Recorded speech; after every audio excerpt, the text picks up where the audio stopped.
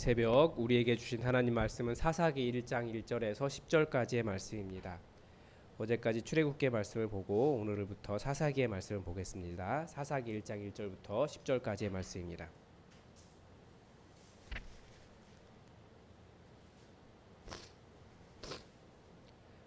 우리 하나님의 말씀을 다 함께 읽겠습니다. 여호수아가 죽은 후에 이스라엘 자손이 여호와께 여쭈어 이르되 우리 가운데 누가 먼저 올라가서 가나안 족속과 싸우리이까. 여호와께서 이르시되 유다가 올라갈지니라. 보라, 내가 이 땅을 그의 손에 넘겨 주었노라 하시니라. 유다가 그의 형제 시므온에게 이르되 내가 제비 뽑아 얻은 땅에 나와 함께 올라가서 가나안 족속과 싸우자. 그리하면 나도 내가 제비 뽑아 얻은 땅에 함께 가리라 하니 이에 시므온이 그와 함께 가니라. 유다가 올라가매 여호와께서 가나안 족속과 브리스 족속을 그들의 손에 넘겨 주시니 그들이 베색에서 10,000명을 죽이고 또 베색에서 아도니 베색을 만나 그와 싸워서 가나안 족속과 브리스 족속을 죽이니 아도니 베색이 도망하는지라. 그를 쫓아가서 잡아 그의 엄지 손가락과 엄지 발가락을 자르매 아도니 베색이 이르되 옛적에 70명의 왕들이 그들의 엄지 손가락과 엄지 발가락이 잘리고 내 상 아래에서 먹을 것을 줍더니 하나님이 내가 행한 대로 내게 갚으심이로다 하니라. 무리가 그를 끌고 예루살렘에 이르렀더니 그가 거기서 죽었더라. 유다 자손이 예루살렘을 쳐서 점령하여 칼날로 치고 그 성을 불살랐으며 그 후에 유다 자손이 내려가서 산지와 남방과 평지에 거주하는 가나안 족속과 싸웠고 유다가 또 가서 헤브론에 거주하는 가나안 족속을 쳐서 세세와 아히만과 달메를 죽였더라. 헤브론의 본 이름은 기럇 아르바였더라. 아멘. 예, 사사기 말씀 이제 보게 되는데 사사기의 구조를 잠깐 보면 사사기는 이스라엘이 하나님 출애굽기에서부터 시작된 여호수아까지 이스라엘 백성이 철저하게 하나님의 백성이 되는 과정, 하나님께서 이끄시는 대로 하나님의 말씀을 따라 살게 되었던 이스라엘 백성들이 가나안화 되어 가는 것을 보여줍니다. 참 비극적인 과정이죠. 이 과정이 1장부터 3장 초반까지 나오는데 불과 한 세대가 걸리지 않았습니다. 참 안타까운 것 같아요. 자녀 세대에서 바로 가나안화 되어 버렸습니다.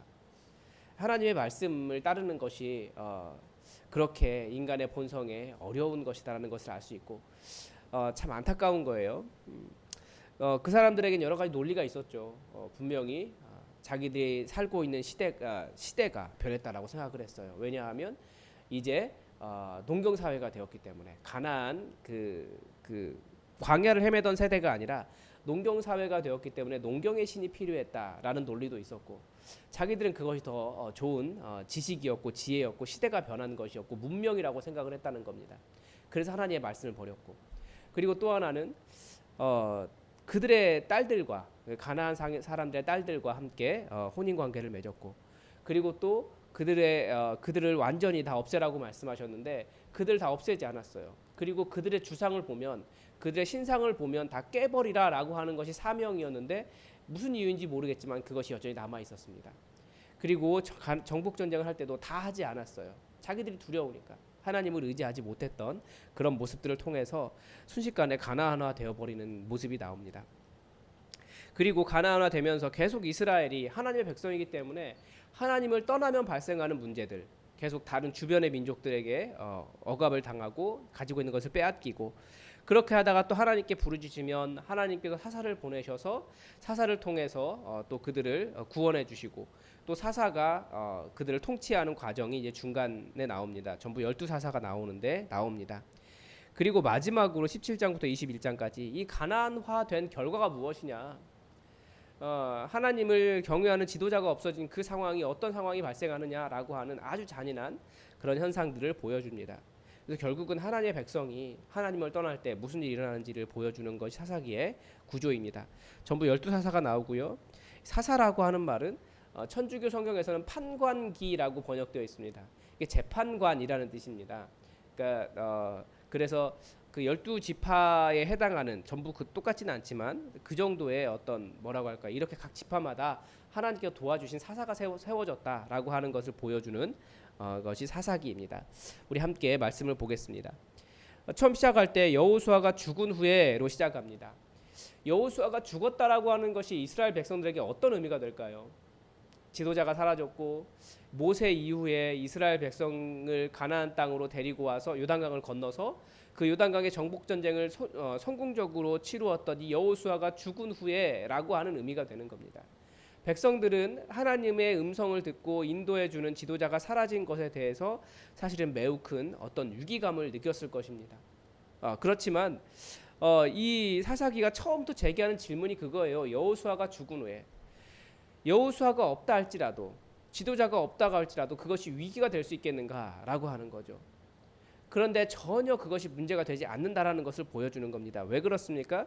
이스라엘 자손이 여호와 하나님께 여쭈어 물어보니까 누가 먼저 올라가 싸우리까라고 말씀하시니까 여호와께서 말씀하셨다라는 거예요. 하나님은 여전히 그들에게 말씀하시고 하나님은 여전히 그들과 함께 하시고 하나님의 말씀을 순종하면 그들이 승리할 수 있다는 것을 보여주는 것이 이 사사기의 첫 번째 부분입니다. 한번 보겠습니다. 유다 땅에 올라가라. 유다가 올라가라. 보라 내가 이 땅을 그의 손에 넘겨 주었노라 하고 시작하십니다. 유다가 어떻게 승리했습니까? 일단은 혼자 가기는 좀 두려웠던 것 같아요. 약간의 좀 그 두려움이 있죠. 그의 형제 시므온에게 내가 제비 뽑아 얻은 땅, 그러니까 이 땅을 먼저 차지할 땅을 먼저 제비 뽑아서 나누었고 그 이후에 정복 전쟁을 계속했다는 것을 알 수 있죠. 그 가나안 족속과 싸우자 시므온을 데리고 갑니다. 그리고 난 다음에 시므온의 정복 전쟁을 도와주겠다라고 이야기를 합니다. 시므온은 그렇게 큰 땅을 차지하지 않았기 때문에 가장 굉장히 큰 부분을 차지했던 유다가 먼저 전쟁을 하러 올라갑니다.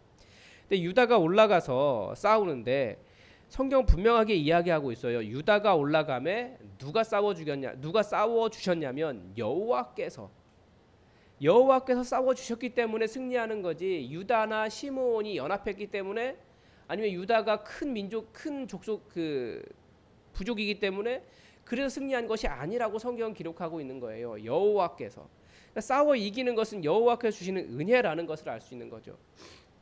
그래서 가나안 족속과 브리스 족속을 그들의 손에 넘겨주시니까 싸워서 이겼습니다. 하나님께서 싸워 주신 거죠.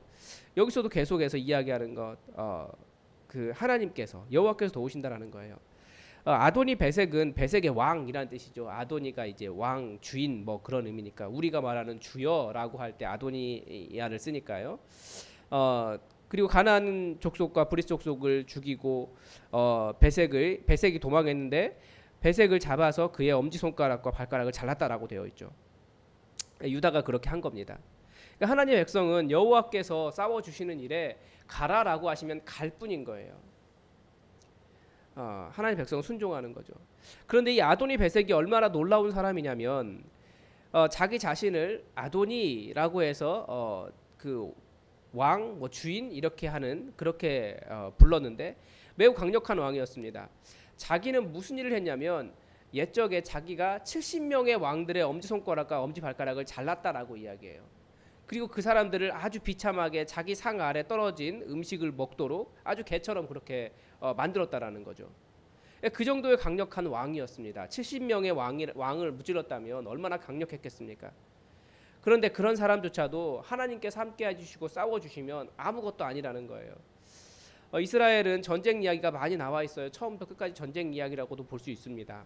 그만큼 전쟁 이야기가 많이 나와 있는데 승리를 어떻게 가져올 수 있습니까? 여호와께 순종할 때, 여호수아가 있어서가 아니고 여호와께 순종할 때, 여호와께 물어보고 말씀을 듣고 그분께 순종할 때 그런 강력한 왕도 이길 수 있었다라고 하는 것을 보여준 것이 바로 이 사사기의 첫 번째 부분입니다. 그러니까 여호수아가 없다라는 것, 강력하게 하나님의 말씀을 전달해주는 그 지도자가 없다는 것이 위기가 되지 않았어요. 모든 공동체가 하나님께 나아와 하나님께 순종할 줄 안다고 한다면. 그러나 이제 사사기의 내일 본문부터는 좀 다른 이야기들이 나오죠. 아니 그 다음부터는 내일 본문 아니고요. 그 다음부터는 좀 나옵니다.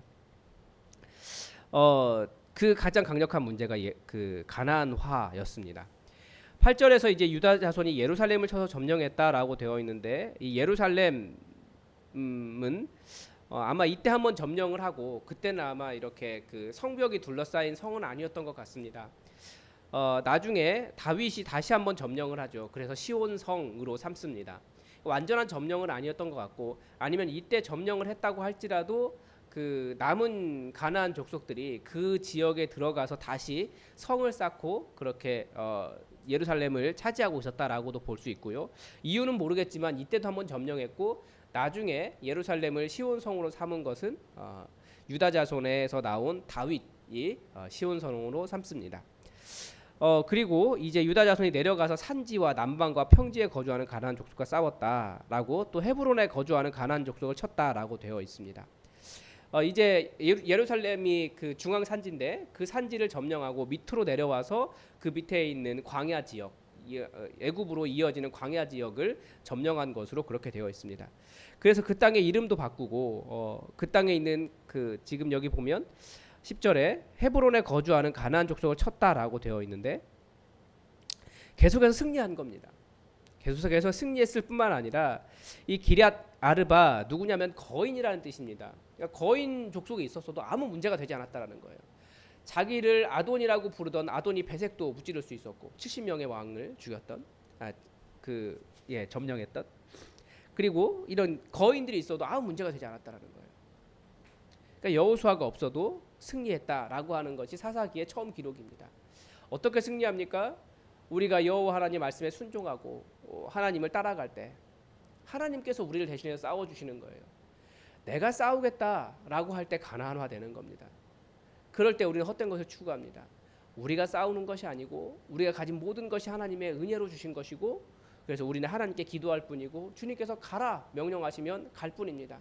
그러면 하나님께서 놀라운 승리를, 아도니 베색도 이기고 그 헤브론에 있는 거인들도 이기고 그렇게 승리하게 해주시는 겁니다. 그래서 우리가 이 원리를 잘 기억하고 끝까지 가나안화, 즉 세상 풍조를 따라가기보다 하나님을 붙잡고 믿음으로 승리할 수 있기를 바랍니다. 오늘도 말씀을 쭉 보았는데 성령님께서 여러분에게는 뭐라고 말씀하셨습니까? 들으신 음성이 있습니까? 여러분 그것을 가지고 기도하시고, 또 오늘 기도를 끝내시면서 꼭 주기도문으로 기도하시면서 하나님의 나라가 여러분의 삶에 가득히 열려지도록 또 기도하시기 바랍니다. 다 함께 기도하겠습니다.